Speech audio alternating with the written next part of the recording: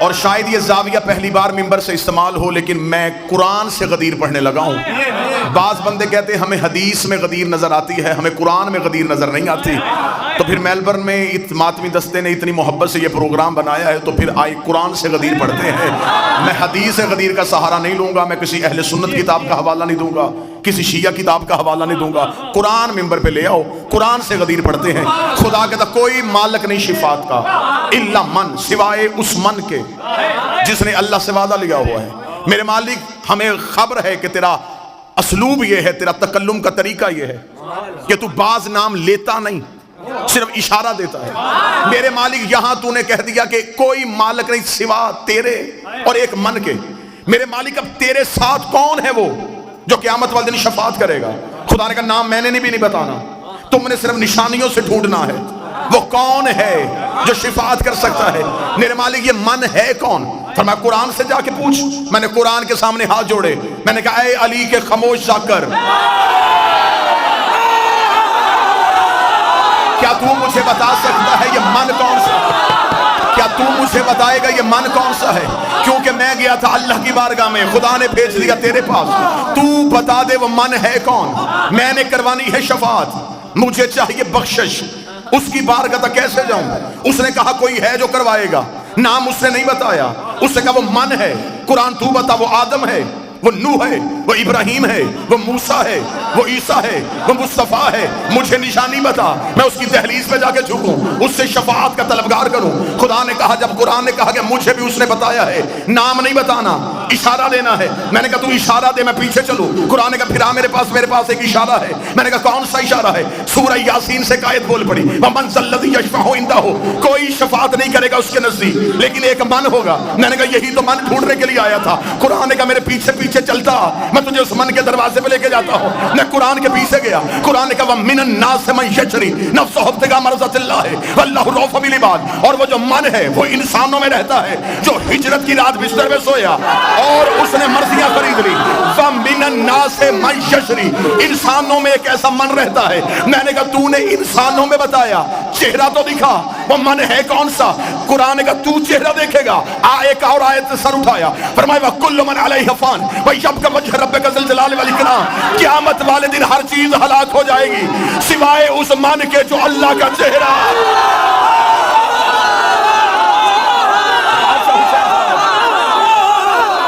میں نے ابھی تک کوئی حدیث نہیں پڑھی، میں قرآن کی آیتوں کا تعاقب کر رہا ہوں۔ آیت قرآن میں نہ ہو میں گردن کا لہو دوں گا۔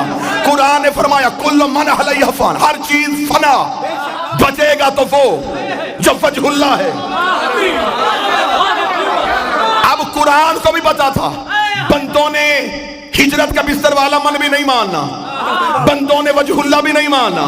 قرآن نے کہا میرے پیچھے، ایک اور آیت نے سر اٹھایا، اس کا میرے پاس بھی ایک من چھپا ہے۔ میں نے کہا وہ من کون سا ہے؟ آواز ہے وَمَنْ ذَا الَّذِي يَقْرِضُ اللَّهَ قَرْضًا حَسَنًا، ایک ایسا من بھی ہے جو اللہ کو قرضے دیتا ہے۔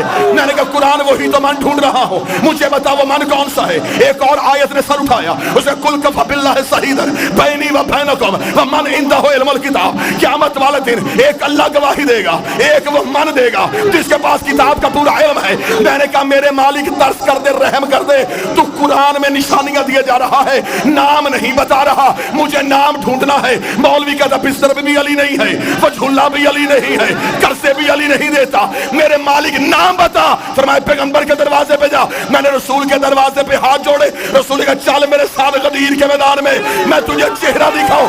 میں غدیر میں آیا، نبی کا مان کون تمہارا؟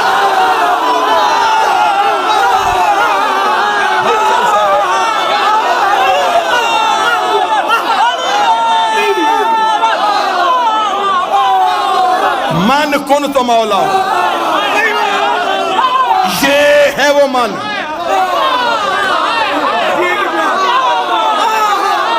شفاعت من کرے، قرضے من دے، وجہ اللہ من ہو، گواہیاں من دے۔ نبی نے کہا غدیر میں پالانوں کے ممبر پہ بتایا من کن تو مولا۔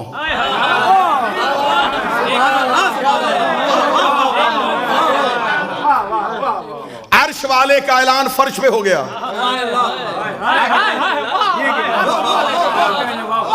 ایک اعلان اللہ نے عرش پہ کیا تھا، وہ تھا پہلی حجت کا، وہ تھا آدم کی خلافت کا، وہ اعلان ہوا تھا فرشتوں میں، یہ ہوا صحابیوں میں، وہاں بھی ایک اٹھا تھا،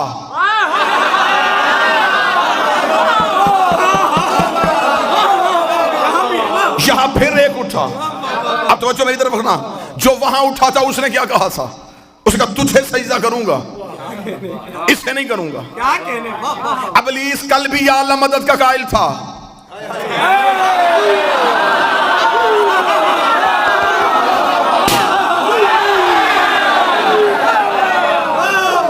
ابلیس آج بھی یا اللہ مدد کا قائل ہے۔ اس نے یہ نہیں کہا کہ میں تجھے سجدہ نہیں کروں گا، اس نے کہا اسے نہیں کروں گا۔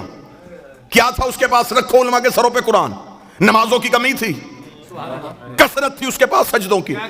حیات القلوب میں علامہ مجلسی علیہ الرحمہ نے لکھا 6.5 لاکھ سال کی عبادت، 50 ہزار سال کے سجدے،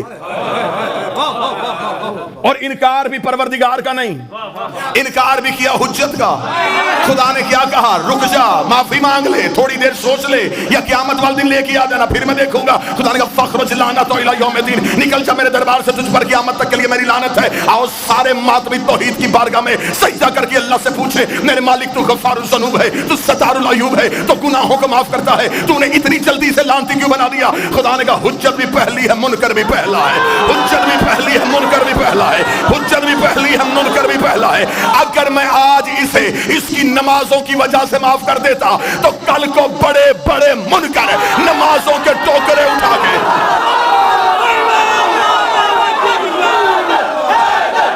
کل کو بڑے بڑے منکر، کل کو بہت بڑے بڑے حجتوں کے منکر عبادتوں کا ڈھیر لے کے آ جاتے کہ اس نے بھی عبادتوں کی وجہ سے معافی مانگ لی تھی، ہمیں بھی نمازوں کی وجہ سے معافی دے دے۔ خدا نے کہا 6.5 لاکھ سال کی عبادت اس کے منہ پہ مار کے دنیا کو بتایا ہے، جب میں صفی اللہ کا منکر برداشت نہیں کرتا تو علی ولی اللہ۔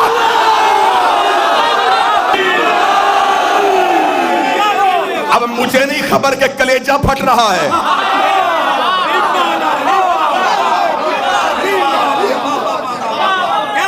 چہروں پہ رونق رکھنا، چہروں پہ مسکراہٹ رکھنا۔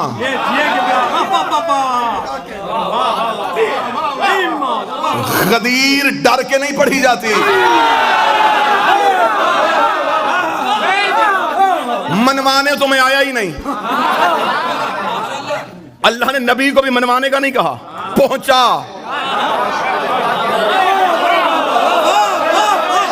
دوسرا پہنچا۔ آج بندے ہم سے کہتے نہیں جی ممبر پہ آتے ہیں تو پھر تبلیغ کی بات کیا کریں، کچھ تبلیغی باتیں بھی کیا کریں۔ میں 2 4 6 دن جتنی دیر روکنا چاہو میں پاسپورٹ تیرے گھر رکھ دیتا ہوں۔ مرضی کے مولوی سے کہے مجھے قرآن میں دکھا، تبلیغ قرآن میں ایک ہی بار آیا ہے، علی کی ولایت کے ساتھ۔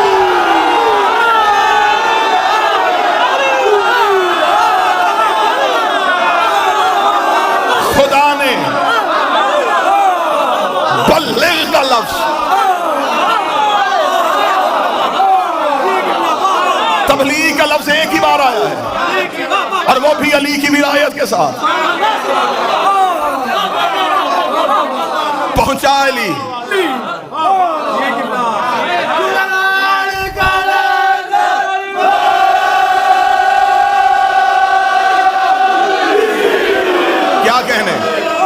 کیا کہنے؟ بادشاہ حسین سلامت فرما، 1 گھنٹہ آپ نے مسلسل داد دی تھی میرے بھائی۔ میں آپ کو زحمت دینے کے موڈ میں تھا ہی نہیں، میں صرف پیغام پہنچانا چاہتا تھا۔ میرے بھائی نے داد کا خرچ اتنا اونچا رکھ دیا۔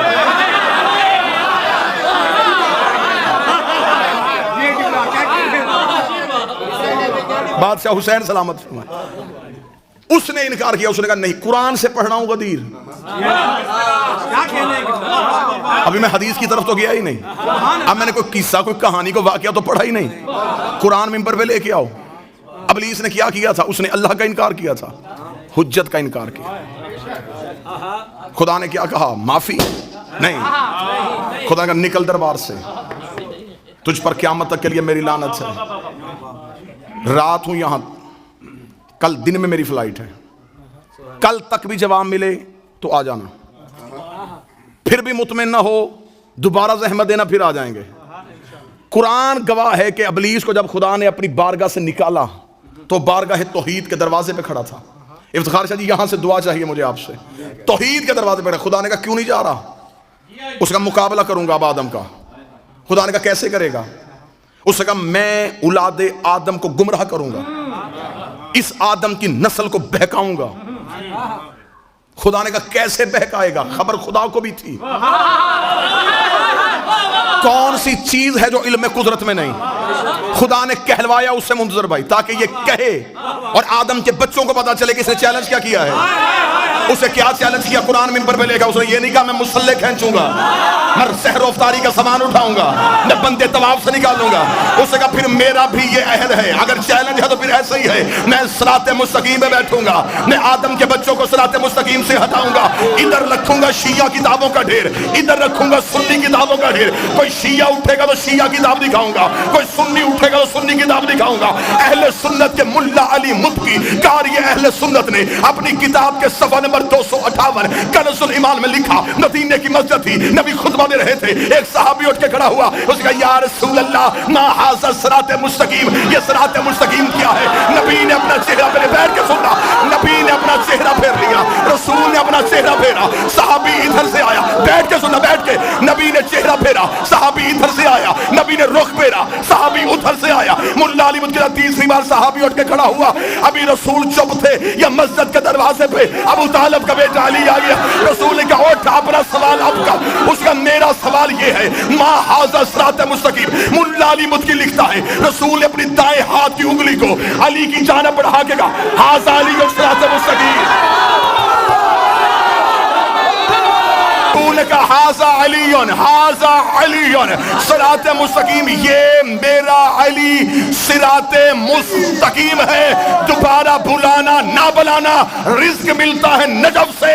اس کا مطلب نبی نے بتا دیا صراط مستقیم علی ہے. قرآن کہتا ابلیس نے کہا تھا میں بندوں کو صراط مستقیم سے ہٹاؤں گا. ہمیں اب پتا چلا ابلیس لا الہ سے نہیں روکتا, علی ولی اللہ.